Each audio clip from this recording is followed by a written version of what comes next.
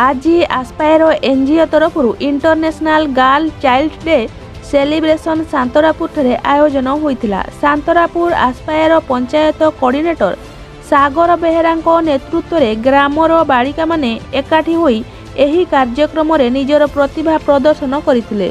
आजिर झील मैंने पुओ मानकठू कौनसी गुण में कम नहीं, जेपरी झांसीर राणी लक्ष्मीबाई, राणी कर्णावती, किरण बेदी विषय रे आलोचना करथिले।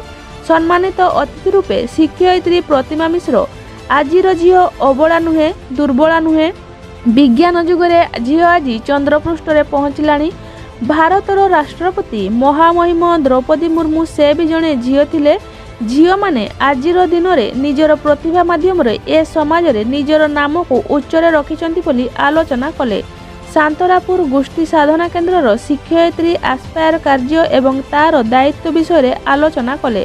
शेष में जीआरपीएफ सभापति शिशुर अधिकारी संबंध में एवं बाल्य विवाह को किभली रोकी पारिबा और आस्पायर परिवार सह मिसी कार्य करिबा विषय रे आलोचना कले।